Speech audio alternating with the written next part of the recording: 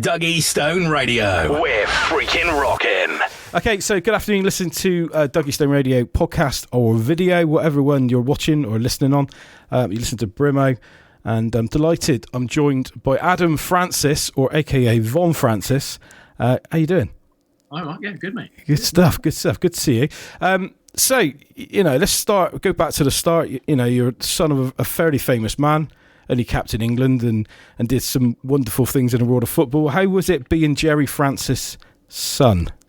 Well, I don't know what You don't know what it's like to be anybody else's son, I suppose, but pretty normal in a way. But I mean, it was good because he was a manager when I was growing up, and I could go mostly to the home games. I remember QPR and Bristol Rovers were my two that I remember. Yeah. Obviously, Spurs was really young. I didn't really remember that. But yeah, I just remember going to the games, and one that stood out for me was at QPR, actually. Sorry about the Bristol Rovers fans, but it was good times at Rovers. I did really enjoy it. Yeah. But QPR, it was my 6th birthday, and we needed to win this game. It was like a must win, and Dad was under a lot of pressure, and we just kept scoring, and it ended up 6-0. And I thought that the dad and the players had done it for me for my 6th birthday, and all the crowd were like, "Oh, we want another one. We want 7." And I was like, "No, 6 is good. 6 is cool." Because as a football fan, I know that is the game that they needed to win to stay up, didn't they? It was Preston, I think. Yeah. Yeah, that's amazing. It's unusual to win your last game to stay up by that amount of goals, really, isn't it? It's generally a goal or two, isn't it? But so as a 6-year-old lad, then you thought, "Oh my God, they've scored enough goals for every year." I thought, "Oh, cheers, Dad." Thanks. Yeah, take it, absolutely take that. So you followed your dad into football as well, didn't you? Yeah, I did. Yeah, I was late though. I was a late bloomer. I didn't really want to play until 12, 13. Okay. So I went to Aldershot Town youth team when I was 13. I played a year there, managed to get top goal scorer, played quite a good year, and then I went straight to Rangers, QPR. Yeah. At 14, and then I was there for about 6-7 years. Would you class QPR as your team then? If you had to pick a team now to know your mass to? I guess so. I guess so. Yeah, it's the team I've been most. I've been with. I played for them, so I guess so. But I mean, Bristol Rovers are obviously up there, and not really Spurs so much. Yeah, fair enough. QPR, really. So essentially, then it was quite a normal upbringing, even though your dad was a really famous football person. Yeah, I don't know what to compare it to. Yeah, I suppose. Yeah, it's absolutely. But, yeah, he's got loads of stories. I've met so many people through the way, famous people, famous players, managers, and even some like, I used to be into wrestling, some wrestlers. Yeah. It's crazy. Yeah. But, good stuff. So private, so it's pretty down to earth. Yeah, no, we met with him last week, as you know. So we did this podcast with him last week, and it was brilliant for us because we, as football fans, it was a real thrill for us to actually to hear some of the stories from him. So it was fantastic. So you followed your dad into football, ended up at QPR. You had a few years there, did you? Yeah, I started there 13, 14. And then I went through the schoolboy, so under 15s, under 16s, and then once you hit under 16s is then when they decide if they want to take you on as an academy player or YCS. Yeah. Which I did. They signed me for 2 years. But as soon as I signed, I remember the first week going full time. I went to train with the first team, which was huge, and I was training with them. And then I lunged for a ball with defender centre back Fitz Hall. Don't know if... Yeah, I remember. Yeah. And I just felt my groin go a bit. Yeah. Anyway, long story short, I thought it was going to be a week out, and then it turned out to be a back problem, which I was 2 and a bit years out for. Right. 2-3 years out, so which kind of ruined it for me a bit. But anyway, after that, I turned pro 2 years later because they gave me another year because they wanted to give me a chance because I hardly played. But I just kind of fell out of love with the game. Yeah. It's quite a tough. I don't know. I've not played football to a particularly big standard, but I imagine it's quite a lonely place to be. If you're an injured footballer, it's got to be a really tough place to be. You're not in the dressing room on a daily basis, I guess. It's just you and the physio, isn't it? Just the physio or the gym. Yeah. And every day I could see out of the gym windows and watching them play, and it's soul destroying. But it's different playing professionally as opposed to playing Sunday league or with your friends. It's a job, isn't it? the pressure is unbelievable. And maybe I felt a bit more pressure because I was Gerry Francis' son and he was a big legend at QPR and everything. But it's like you're constantly battling for your place in the team, because even though you could be the top guy, the top goal scorer, there's always someone else that they can bring in, or someone's going to come up. And if you're injured, you're at the bottom pile again. Yeah, absolutely. It's just pressure. Yeah, no, definitely. So music was your way out of football, I guess. Yeah. Was it something that you'd always fancied having a go at? And say having a go at you, it's what you're doing, but it was always something I really enjoyed. I picked up the guitar at my 10th birthday, and I was learning that. But at the time, I thought football was my thing, because I was into football at a reasonably big club. But it was always something I really enjoyed, and it was always kind of a dream that I wanted to do. But obviously, I knew I couldn't do football and music, because you only really do one. So after my contract was up at Rangers, I was due to go to Portsmouth when they were in League Two, which was huge. But I just said, look, I don't want to do it. Okay. I don't want to play anymore. So you had an offer on the table? Yeah, I had a couple of offers at a few clubs. Weren't as high as League Two, but some obviously in the conference. And I just said, This is not for me. This is not for me. Yeah. No, I mean, ultimately, if you're not enjoying something and something doesn't make you happy, then fundamentally, there's no point doing it, is there? So, that's right. Yeah. So, did you then? Was it then at that point you formed a band? How did you get into? Because you were part of. You'll correct me now. Is Lost Lady Luck? Is the name of the band? Right, yeah, that's right. Yeah, we formed that actually. Well, while I was playing football, we just did a few gigs. Then I decided to, concentrate on it more after I finished, and we had like an EP, a couple of EPs out. But it's just hard work being in a band, man, because everyone was doing their own thing. Yeah, and it's like hard to get everyone together to do everything. So, and then that kind of fizzled out a few years ago, and then. I decided a couple of years back, I really want to give this still a shot. So I decided to go solo. Do it yourself. Under the name Von Francis. Yeah. So where did that Von... It's very sexy, I'll give it to you. Where does that come from? I wanted a name. I didn't want to be called Adam Francis. I wanted something like, not a stage name, but just probably a name that if I was to go back in a band, it would call for a band name as well. Yeah. So I spent a lot of time in Cornwall, as I was telling you, like half the time in Cornwall because my partner lives down here. Yeah. Half the time in Surrey with my family. And we were driving down to Penzance or Land's End, and Van Morrison was on the radio. Right, okay. And I was like, oh, what tune? And I was like, Van Morrison, what a sick name that is. And I said, Van Francis, no, I can't copy that. And I was thinking in the car, I was like, what about Von Francis? And then Megan was like, my girlfriend was like, yeah, sounds pretty cool. Yeah. And it kind of just stuck. Von Francis. And that's how I came up. That's just a trip down. That's amazing. That's amazing. It really works as well, doesn't it? So you're releasing a series of songs, aren't you? You've got the first one's out now. First one's out. And you're working on the second one. So Cry for Help is the brand new one. We'll have a little listen to that in a little bit. So what's the next one? You said you're in the studio already today, weren't you? Next one, I was just finishing a few bits of guitar off. That is coming out next month. Yeah. So early, mid-January. That's going to be called This One's For You. It's kind of like a acoustic kind of love song that I wrote for years ago. Okay, yeah. So I written there. So. Yeah, no, good stuff. So, I mean, I'm really interested. I'm always interested in the process of writing a song. I can't play I can't play anything. I haven't got a musical note in my head. I can't hum in tune, let alone do anything else in tune. But I do know what sounds good. And I love music. I've always loved music. But I'm always really intrigued when I chat to people and what the process is.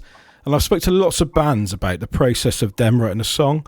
Does it vary massively? Because you're effectively on your own, but obviously you get musicians in as well, I guess.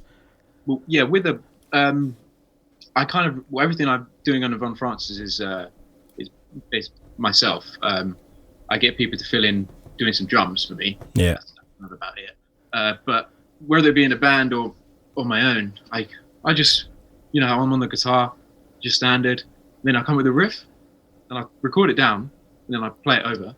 Then I just start singing over it. Really, for me, it's the riff first. Yeah, it's kind of easier, and then you got to do the vocal melody, and then obviously the vocals. So I just record that down, and then I'll start singing over it.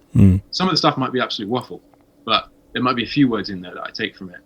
And then after that, I'll just go back a pad and then work out the lyrics. Really. So how long did it take you to write Cry for Help? See, I'm so good at making the first verse and chorus, but then I'll take years to finish the song. Right, okay. Well, this is the thing that really intrigues me, because there's a couple of bands that we've had interviews with over the time, and in lockdown particularly, they're going, well, it starts off with the main riff, as you say, and then the guy that does that then sends it to the bass player who lays his bit, and then they send it off to the drums who puts his bit in as well. So for you, that's the different process. Yeah, but when I was in a band, though, it was either me or my other guitarist. It's kind of just riff. You get the riff. The bass is reasonably simple if you want a simple bass. And then my brother used to play drums for us, and then that was kind of it. Right. Riff, and then I would be there as a singer, and I'd just listen to what's being played, and then I'd just come out with something. Yeah. Most of the time, the first couple of lines I'd use, like with the Cry for Help, it's a standard riff. And then I'd be like, I just come out like, save me from myself again. I'd be like, all right, that's cool. I can do that. And the next line, kind of just build it from there. And with all the songs I do, it's always kind of riff. Cool. Yeah. So down in Cornwall, then, have you found that as an inspirational place to? It looks. I mean, was that where the video was shot? Yeah, I did all the videos, which will eventually come out, but in Cornwall. It looks incredible. Could have been anywhere in the world. That. I know. Yeah, it's crazy. And luckily we had a sunny day for it. Yeah. It's not always the greatest weather. No. It's beautiful, yeah. And I've had some great connections down here with Cube Recording, which is where I've been in the studio and done all the music, and AVR Media, who did the video. So the video's been amazing. I can't wait for everyone to see the other one. Yeah, well, we're going to take a look at the video in a minute, because I think I love the song, but the video really goes really well with it. I think it's a really well put together thing. So it's kind of like a heartfelt song. I definitely didn't want to be like posy and all that stuff. And I just wanted to let's just shoot me, like some of me walking towards the camera in space, kind of a bit lost, Yeah. Because it's about mental health, the song. I was going to say, what is the song about then? Is there a story behind it for you, or? Yeah, I started writing it mid 2018. Right. So obviously, I finished it before now, but it's taken a while because of COVID to get in the studio. But yeah, three of my grandparents passed away, really close, within like a year of each other. Yeah. And I was in a bit of a dark place at the time. I didn't really know, a bit lost. And it just, like I said, the riff came out, and then sometimes as a musician, your heart just pours out into the song. Yeah, yeah. And it's just everything that you're holding back sometimes just flows into the song. Amazing. That's what happened with Cry for Help, really. Yeah, that's lovely. That's a really nice legacy for your grandparents as well, isn't it?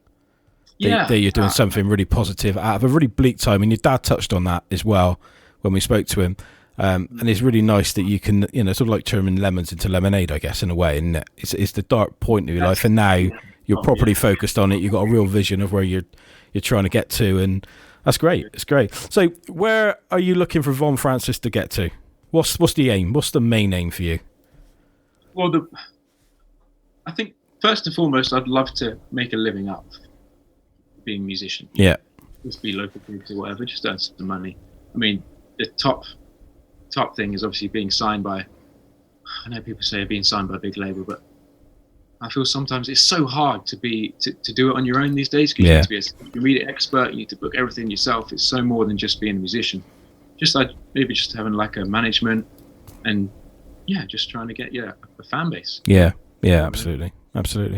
Well, we wish you luck with it, obviously. Stick with us on Dougstone Radio anyway. We'll support you every step of the way. So and that's what it's all about. I mean, that literally, Kirk, who set the station up originally, wanted to provide a platform for unsigned artists. That was his thing. I think that's great. And that's what we've done, and we've integrated it with, some of the bands that we've promoted have gone on and done really well, and some not so well. But ultimately, we're a hub of people that try to give an opportunity to guys like you that are trying to get it to next level. And we have contacts with management companies and stuff like that as well, so we can have a little chat about that. That's the best thing. It's just giving musicians a bit of help. Yeah, exactly that. exactly that. So, well, we're going to have a little look at your video. It's been an absolute pleasure to catch up with you. Thanks for taking the time out to talk to me today. No, anytime. And when we're down in Cornwall, we'll maybe look you up. Yeah, come down. Nice one. Right.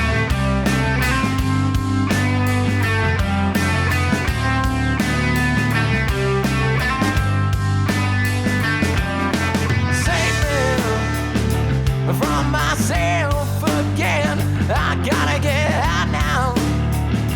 Please, anything, save me from myself, and I'll help you out. And I feel like I'm running in circles again. It seems the harder I try, the more shit I'm in. Help me find the line doing this thing.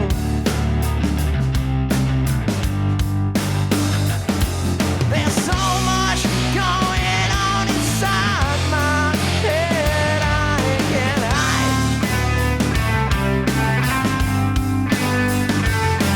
There's so much pain inside my life.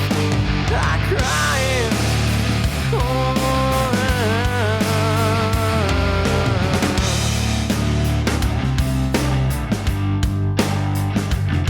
And I worry about everything.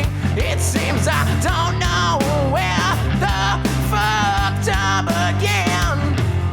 Show me where to find peace of mind. I know I should go talk to someone else,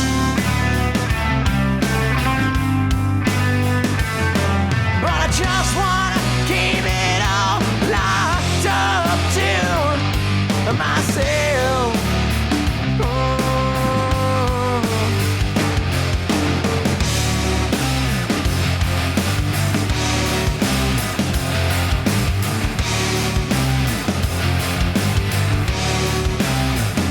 I'm lost, not a time. It's messing with my mind. I feel it every night. I know it ain't right. You tell me what to do. I'm nowhere to turn.